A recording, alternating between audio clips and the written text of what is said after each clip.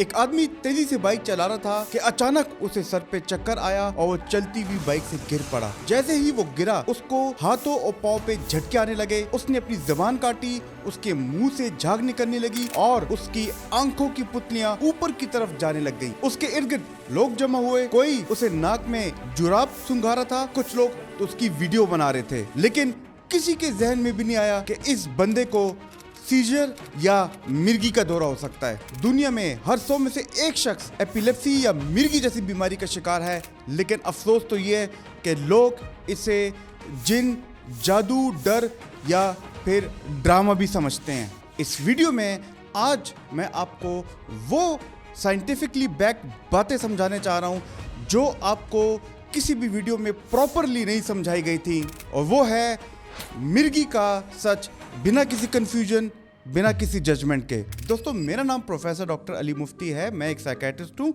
और आपने उन लोगों को देखा होगा कि जिनको मिर्गी का दौरा आता है, लोग उनके बारे में कहते हैं कि इसको तो जुराब सुंघा दो, इसको चप्पल से मारो या इस पर पानी डाल दो, ये तो कोई जादू है, जिन है या इस पे कोई साया आया है। और लोग तो आज भी ऐसे दौरों को समझने के बजाय इनसे डर जाते हैं। लेकिन असल में ये दिमाग का एक मेल फंक्शन है। दिमाग की बिजली प्रॉपर तरीके से काम नहीं कर पाती। इस वीडियो में मैं ये सारी कंफ्यूजन दूर करूंगा। सीजर क्या होता है, दिमाग और जिस्म में दौरे के बाद क्या हो रहा होता है और इसकी असल वजूहात क्या होती हैं। दोस्तों, सबसे पहले सीजर को समझने की कोशिश करते हैं। ये एक दौरा होता है, एक ऐसा शॉर्ट टर्म इलेक्ट्रिकल डिस्टर्बेंस होती है जो कि ब्रेन के सिग्नल्स को हिला देती है। अगर मैं आपको सादा अल्फाज में बताऊं, हमारा दिमाग एक सेल से दूसरे सेल, यानी कि जिसको हम न्यूरॉन्स कहते हैं, वो सिग्नल देता है और वो सिग्नल करंट्स के जरिए देता है। जब इस करंट में एक्साइटेबिलिटी आ जाए, यानी कि आपके न्यूरॉन्स ज़्यादा एक्साइटेड हो जाएं, तो वो ज़्यादा करंट छोड़ते हैं, और जब वो ज़्यादा करंट छोड़ते हैं तो आपका दिमाग ओवर एक्साइटेटरी मोड में चला जाता है। ये इसी तरह होता है कि आपका फ्रिज, आपका माइक्रोवेव ओवन या इवन आपका टीवी, अगर उसमें ज़्यादा करंट आ जाए तो हो सकता है कि वो भी ओवर हीट हो जाए या बर्स्ट हो जाए। तो आपका दिमाग भी ओवर हीट हो जाता है और फिर वो आपके बॉडी को झटके देता है। दोस्तों, याद रखें कि सीजर और एपिलेप्सी में बहुत फ़र्क है, बहुत डिफरेंस है।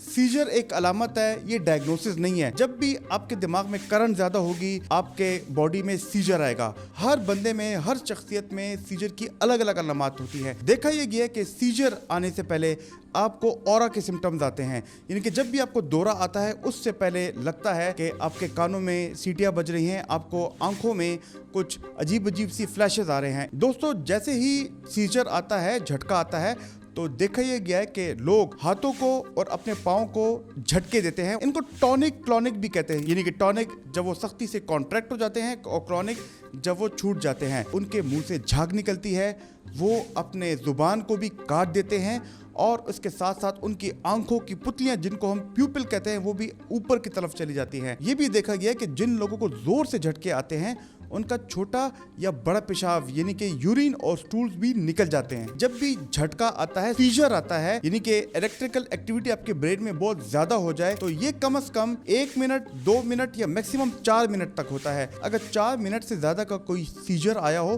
तो उसको हम कुछ और कहते हैं। दोस्तों, इसमें यह बात भी याद रखना जरूरी है कि इन 2, 3 या 4 मिनटों में मरीज मुकम्मल बेहोश हो जाता है। यानी कि जब लोग उनसे बातें करते हैं, उनके इर्द गिर्द लोग शोर करते हैं, वो उनको सुनाई नहीं देता, और जब वो सीजर से रिकवर होते हैं तो वो बहुत ज़्यादा थकन महसूस करते हैं, उनके सर में भी दर्द होता है और अगले 1 घंटा या 2 घंटे तक उनकी बॉडी थकी हुई होती है, उनको मसल क्रैम्प्स भी होते हैं, वो सिवियर फटीग्ड होते हैं। तो मैंने जैसे आपको बताया कि सीजर से पहले उनको ऑरा सिम्टम्स आती हैं, फिर एक सीजर होता है 2 से 4 मिनट तक, और फिर पोस्ट सीजर उनको फटीग होती है। ये तो मैंने आपको सीजर डायसेक्ट करके बता दिया। लेकिन सीजर की भी मुख्तलिफ इकसाम होती हैं, खाली उसमें झटके नहीं लगते। कभी कभी ऐसा भी होता है कि एक शख्स जा रहा होगा वॉक करके, उसको एब्सेंस सीजर होंगे, यानी कि वो खड़ा हो जाएगा 2 मिनट तक और उसको पता भी नहीं होगा, वो किसी को रिस्पॉन्ड भी नहीं करेगा, उसको झटके नहीं आएंगे, लेकिन वो सिर्फ ब्लैंक देखता रहेगा और 2 मिनट बाद एकदम वो वापस अपनी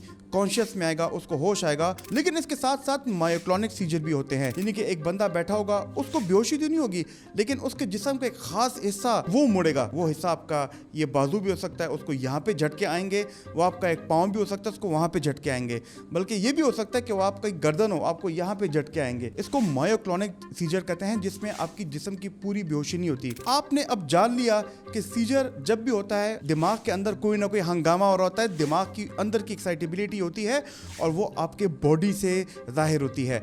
तो एक जनरलाइज सीजर होता है जिसमें आपको झटके तो आते हैं लेकिन आप उसमें बेहोश होते हैं, और एक होते हैं पार्शियल सीजर जिसमें आपको बेहोशी नहीं होती। और एब्सेंट सीजर को मैंने आपको बता दिया, जिसमें 2 मिनट तक बंदा बिल्कुल कॉन्शियस से दूर होता है लेकिन उसको झटके नहीं आते, उसकी बॉडी में कॉन्ट्रैक्शंस नहीं आती। लेकिन दोस्तों, सीजर आना दिमाग की तरफ से एक अलार्म है, एक सिग्नल है कि दिमाग के अंदर कुछ ना कुछ गलत हो रहा है। अभी क्या गलत हो रहा है, आइए इनकी वजूहात पे जाते हैं। देखा ये कि जब छोटे बच्चे होते हैं और उनको बुखार आता है तो उनको बुखार में झटके आते हैं, जिनको हम फिब्राइल सीजर कहते हैं, और बुखार के अलावा उनको झटके नहीं आते। लेकिन ऐसे लोग भी होते हैं कि जिनके ब्रेन में ट्यूमर्स होते हैं और ट्यूमर की वजह से उनको बार बार सीजर आते हैं। लेकिन इसके साथ साथ कुछ ऐसे इन्फेक्शन हैं जैसे इंसेफेलाइटिस, मेनिंजाइटिस, उसमें भी बार बार झटके आते हैं। और ऐसे लोग भी होते हैं कि जो कि बहुत हैवी दवाइयाँ लें, उनको फौरन छोड़ें तो उनको भी सीजर आते हैं। हमने ये भी देखा है कि वो लोग जिनको दिमाग में चोट लगे उनको सीजर आते हैं। लेकिन दोस्तों, अगर इनमें से कोई भी वजूहात, कोई कॉजेज नहीं है और आपको सीजर आए, आपको दौरा आए और वो दौरा बार बार आए, उसकी कोई कॉज ना हो, तो इसका मतलब ऐसे शख्स को एपिलेप्सी यानी कि मिर्गी की बीमारी है। अब आप पहचान चुके हैं कि हर दौरा, हर सीजर एपिलेप्सी नहीं है, लेकिन कैसे एपिलेप्सी को डायग्नोज किया जाए और दूसरी बीमारियों से कैसे इसको डिफरेंशिएट किया जाता है। दोस्तों, डायग्नोसिस सिर्फ एक दौरे से नहीं होता, बल्कि इसके लिए प्रॉपर एक हिस्ट्री ली जाती है मरीज से और उसकी फैमिली से।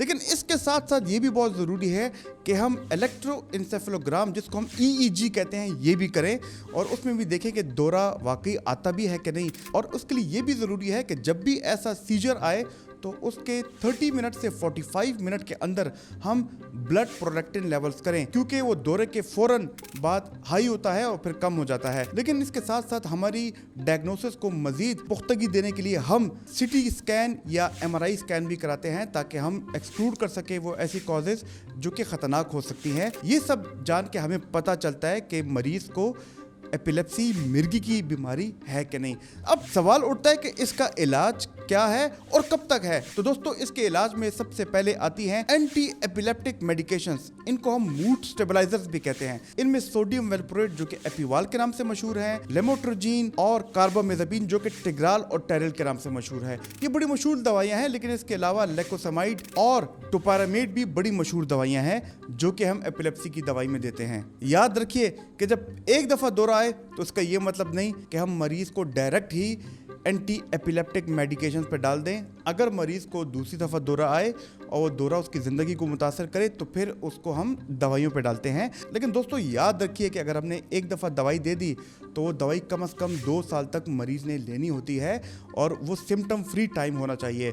और अच्छी बात तो ये है कि अगर आपने 2 साल दवाई खाई और अगर आपको कोई मिर्गी का दौरा ना आया तो फिर वो दवाई एकदम से ख़त्म नहीं करनी। अपनी डॉक्टर के हिदायत के मुताबिक आपने वो दवाई आराम आराम से ख़त्म करनी है, ताकि फिर आपको दौरा ना आए। लेकिन कुछ लोग ऐसे होते हैं कि दवाई ख़त्म करने के बाद उनको चंद साल बाद फिर से दौरा आता है, तो इसमें हम फिर से दवाई शुरू करते हैं और कुछ और दवाइयाँ भी देते हैं, जिसमें सोडियम वेलप्रोएट के साथ लेवेटिसिटाइम और ब्रीवेसिटाइम भी शामिल है। और फिर वो दवाई आपको कम से कम 3 से 5 साल तक खानी पड़ती है, ताकि आपको सिम्टम फ्री रहे। वो शख्स जिसको एपिलेप्सी मिर्गी होगी, वो ज़िंदगी में कोई और काम नहीं कर सकता, वो शादी नहीं कर सकता, वो बच्चे नहीं ला सकता, वो ज़िंदगी में जॉब नहीं कर सकता।